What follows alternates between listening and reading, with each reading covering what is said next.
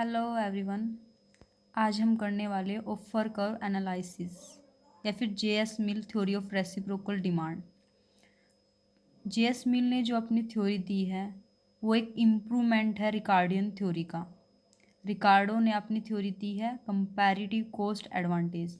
तो रिकार्डो की थ्योरी में क्या कमियां हैं जिसके कारण जेएस मिल ने अपनी थ्योरी दी है थ्योरी ऑफ रेसिप्रोकल डिमांड। तो रिकार्डो की थ्योरी में यही फेलियर था कि जो exact rate of international exchange होती है रिकार्डो ने वो डिटरमाइन नहीं कर पाया और उन्होंने कम्प्लीटली निगलेक्ट किया है डिमांड को। जो जेएस मिल ने डिमांड साइड को ध्यान में रखते हुए exact rate of international exchange बताई है जिसे हम टर्म्स ऑफ ट्रेड लाइन या लाइन ऑफ एक्सचेंज भी कहते हैं। तो जेएस मिल ने actually ratio at which commodities are transacted between two countries, तो किस चीज़ पे डिपेंड करती है? स्ट्रेंथ और इलास्टिसिटी ऑफ डिमांड पर डिपेंड करती है। अब क्वेश्चन है कि रेसिप्रोकल डिमांड क्या है? तो रेसिप्रोकल डिमांड क्या है कि कितनी क्वांटिटी ऑफ एक्सपोर्ट एक कंट्री ऑफर करती है दूसरी कंट्री को उसके बदले में क्वांटिटी ऑफ इंपोर्ट, कि कितनी क्वांटिटी ऑफ एक्सपोर्ट ऑफर की जाती है क्वांटिटी ऑफ इंपोर्ट के बदले में। ये हमारी रेसिप्रोकल डिमांड होती है। अब हम अजम्पशंस करने वाले हैं। तो फर्स्ट अजम्पशन है 2 × 2 कि 2 गुड्स होती है और 2 कंट्रीज़ होती हैं और कांस्टेंट रिटर्न टू स्केल होते हैं और trade comparative cost per base है। डिमांड पैटर्न सिमिलर है दोनों ही कंट्रीज़ में। परफेक्ट कॉम्पिटिटिव मार्केट कंडीशन है। लेजिस फेयर मतलब गवर्नमेंट का कोई इंटरवेंशन नहीं है। नेक्स्ट है कि फुल एम्प्लॉयमेंट है, किसी तरह की कोई ट्रांसपोर्ट कॉस्ट नहीं है और ये अजम्पशन सबसे मेन है। The export of each country are sufficient to pay for it imports. जो हम एक्सपोर्ट पे करते हैं इम्पोर्ट्स के बदले में वो दोनों ही कंट्रीज़ में सफिशेंट है। तो ऑफर करके अब डेफिनेशन करने वाले हैं कि कॉमोडिटी ऑफ वन कंट्री, कितनी क्वांटिटी एक कॉमोडिटी की एक कंट्री विलिंग है एक्सचेंज करने के लिए for certain quantities of another commodity. It means कि एक कंट्री किसी गुड एक्स की क्वांटिटीज़ को ऑफर करती है गुड वाई की क्वांटिटीज़ के लिए, एक्सचेंज करते हैं और विलिंग भी है वो इस एक्सचेंज को करने के लिए कि हमें इतनी गुड एक्स की क्वांटिटी के बदले में इतनी गुड वाई की क्वांटिटी हम देने के लिए विलिंग है। अब हम करने वाले हैं कि ऑफर कर्व को कैसे डेरिवेशन की जाती है, ऑफर कर्व को कैसे बनाया जाता है। अब सबसे पहले सपोज कर लेते हैं कि कंट्री ए है जो कि क्लॉथ का एक्सपोर्ट करती है। इट मीन्स कि कंट्री ए प्रोड्यूस क्लॉथ, कि कंट्री ए क्लॉथ का प्रोडक्शन करती है और कंट्री बी स्टील का प्रोडक्शन करती है। तो कंट्री ए क्लॉथ को एक्सपोर्ट करेगी और स्टील को इंपोर्ट करेगी।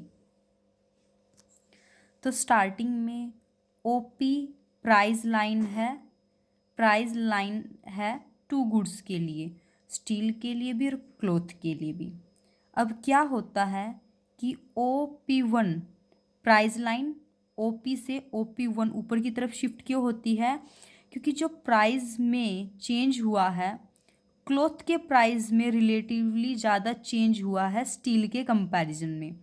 इट मीन्स कि दोनों ही गुड्स के प्राइसेस तो बढ़े हैं लेकिन क्लॉथ के प्राइसेस स्टील के कंपैरिजन में ज़्यादा इंक्रीज हुए हैं। तो इसी तरह फिर से प्राइस लाइन OP2 हो जाती है कि क्लॉथ के प्राइस रिलेटिवली स्टील के कंपैरिजन में इंक्रीज ज़्यादा हुए हैं। सेम यही OP3। तो इन्हीं पॉइंट्स को मिलाते हुए तो ये जो प्राइसेस ऑफ क्लॉथ में राइज हुआ इसके कारण क्या डिमांड है जो क्लॉथ की कंट्री बी में इंक्रीज हुई है बट एट डिक्रीजिंग रेट पर इंक्रीज हुई है। तो कुछ पॉइंट है R1 R2 and R3 point of exchange है।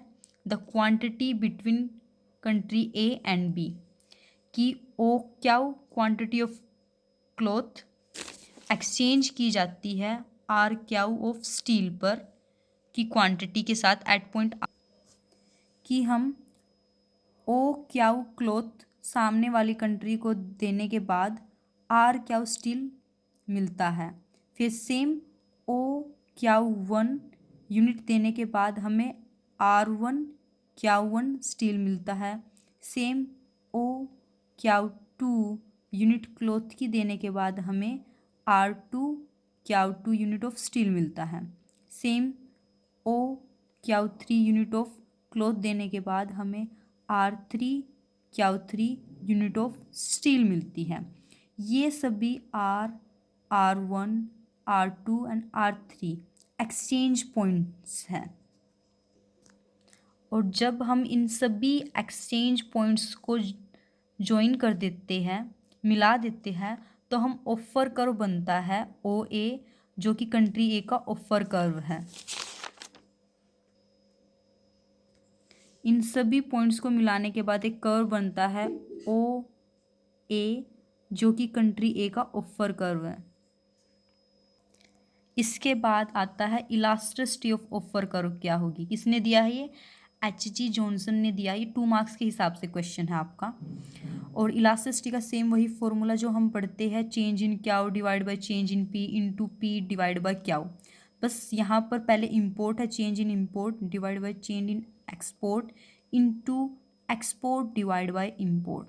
और ये बात याद रखना कि हमारा ऑफर कर्व जितना ज़्यादा इलास्टिक होगा ये उस देश के लिए अनफेवरेबल होगा, और ऑफर कर्व हमारा जितना ज़्यादा लेस इलास्टिक होगा ये उस कंट्री के लिए फेवरेबल होगा।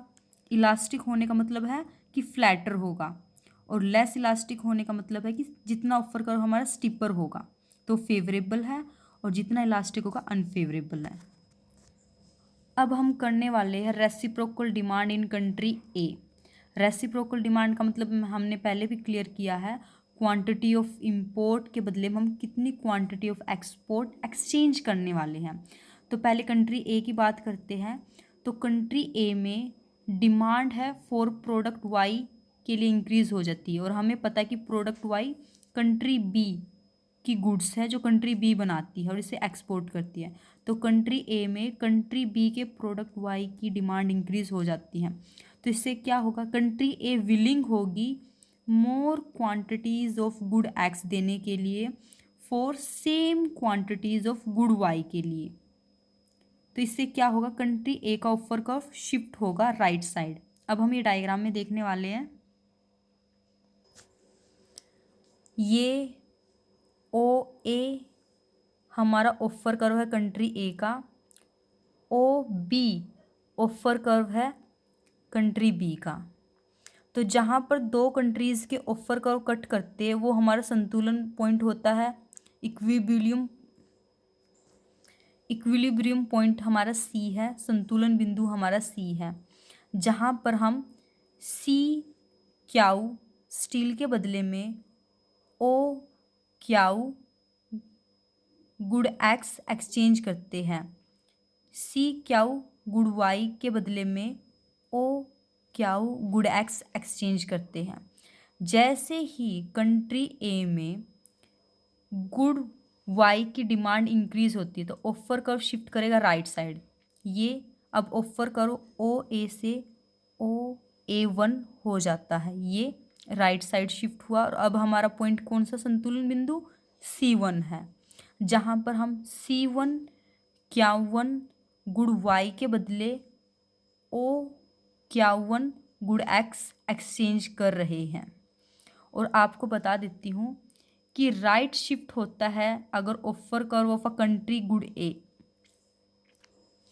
अगर राइट शिफ्ट होता है राइट साइड, अगर किसी कंट्री ए का अगर offer curve right side shift होता है तो ये इसके लिए अनफेवरेबल है, और लेफ्ट साइड शिफ्ट होगा तब कंट्री बी के लिए फेवरेबल होगा, क्योंकि OC और OC1 इन दोनों लाइन में से OC लाइन का स्लोप ज़्यादा है OC1 लाइन से। तो इसलिए टर्म्स ऑफ ट्रेड जो हमारी C पॉइंट पर है वो फेवरेबल है C1 पॉइंट के कंपैरिजन में, इसलिए C1 पॉइंट अनफेवरेबल पॉइंट होगा फॉर कंट्री ए के लिए। अब यदि कंट्री ए में कंट्री बी के प्रोडक्ट गुड वाई की डिमांड कम हो जाती है, तो डिमांड कम होगी तो कंट्री ए का ऑफर कर्व ओ ए से O-A2 की तरफ लेफ्ट साइड शिफ्ट होगा, क्योंकि due to good Y demand decrease offer curve shift to the left, तो इसलिए लेफ्ट साइड शिफ्ट होगा। और अब हमारी टर्म्स ऑफ ट्रेड लाइन क्या है, O-C2 है, और C2 हमारा संतुलन बिंदु है जहाँ पर हम C2 Q2 गुड वाई के बदले में O-Q2 गुड एक्स एक्सचेंज कर रहे हैं। और पॉइंट सी और पॉइंट C2 एंड C में कंपैरिजन करेंगे कि OC और OC2 लाइन में से स्लोप ऑफ OC2 लाइन ज़्यादा है स्लोप ऑफ OC लाइन से, तो इसलिए पॉइंट C2 पर हमारी terms of trade TOT favourable होगी as comparison to C point. ये डायग्राम की एक्सप्लेनेशन है, आप इसे देख सकते हैं। अब हम सेम ही करने वाले हैं कंट्री बी के लिए। अब कंट्री बी में थोड़ा अपोजिट केस आ जाता है कि कंट्री बी का अगर ऑफर कर्व राइट की तरफ शिफ्ट होगा तब तो ये फेवरेबल होगा, और लेफ़्ट की तरफ शिफ्ट होगा तब अनफेवरेबल होगा। अब सेम वही कॉन्सेप्ट जो हमने उसमें किया था कि वहाँ पर कंट्री ए में गुड वाई की डिमांड बढ़ती थी, यहाँ पर कंट्री बी में गुड एक्स की डिमांड बढ़ेगी। पहले हमारा ओरिजिनल ऑफर कौन सा है, ओ ए कंट्री ए का है और ओ बी कंट्री बी का है। पॉइंट सी संतुलन बिंदु है जिस पर हम सी क्याउ गुड वाई के बदले ओ क्याउ गुड एक्स को एक्सचेंज कर रहे हैं। जैसे ही गुड एक्स की डिमांड बढ़ती है कंट्री बी में, तो कंट्री बी का ऑफर कर्व शिफ्ट करेगा लेफ्ट साइड OB2। अब ऑफर कर्व क्या होगा हमारा OB2, लेफ्ट साइड शिफ्ट करने वाला है, ये OB2 है। और अब हमारा संतुलन बिंदु क्या है, C2 है, जहाँ पर हम C2 Q2 गुड वाई के बदले OQ2 गुड एक्स एक्सचेंज करने वाले हैं। तो स्लोप को देखिए, OC लाइन के कंपैरिजन में OC2 लाइन का स्लोप कम है, इसलिए C2 पॉइंट हमारा कंट्री बी के लिए अनफेवरेबल होगा। और जैसे ही गुड एक्स की डिमांड कम हो जाती है कंट्री बी में, तो कंट्री बी का ऑफर करो OB से OB1 हो जाएगा, और कंट्री बी का अगर offer curve right side shift होता है ये कंट्री बी के लिए फेवरेबल होगा, क्योंकि C1 पॉइंट का स्लोप OC लाइन से ज़्यादा है, तो C1 पॉइंट पर TOT व्यापार की शर्तें कंट्री बी के फेवरेबल होगी। ये सारी डायग्राम की एक्सप्लेनेशन ये रही। अब हम करने वाले हैं डिस्ट्रीब्यूशन ऑफ गेन, कि दो कंट्रीज़ व्यापार करती है तो उन्हें प्रॉफिट क्या होता है। ये डायग्राम है हमारा, इसमें हम गेन्स को मेज़र करने वाले हैं।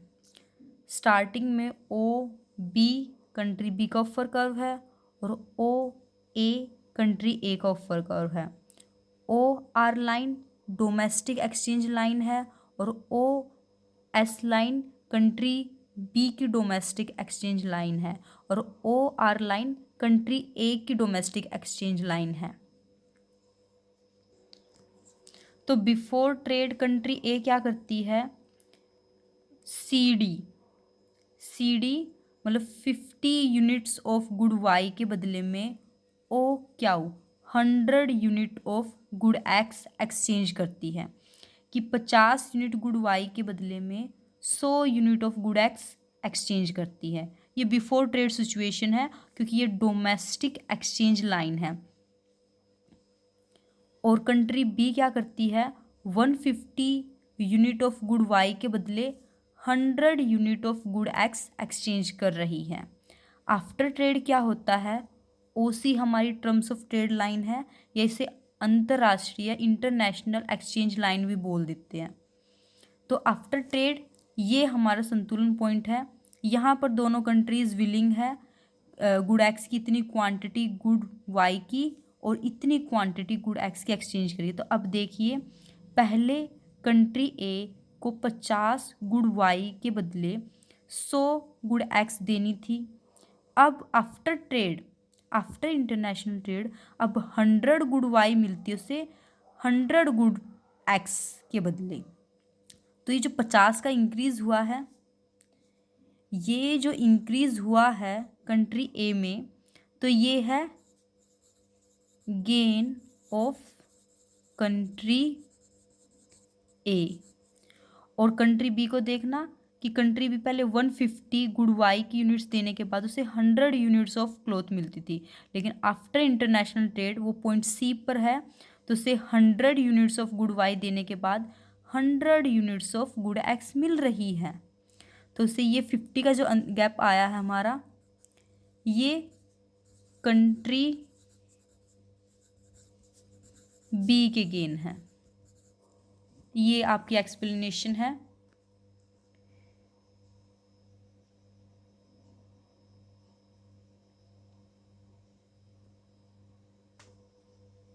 और ये हमारा क्वेश्चन फिनिश हो गया।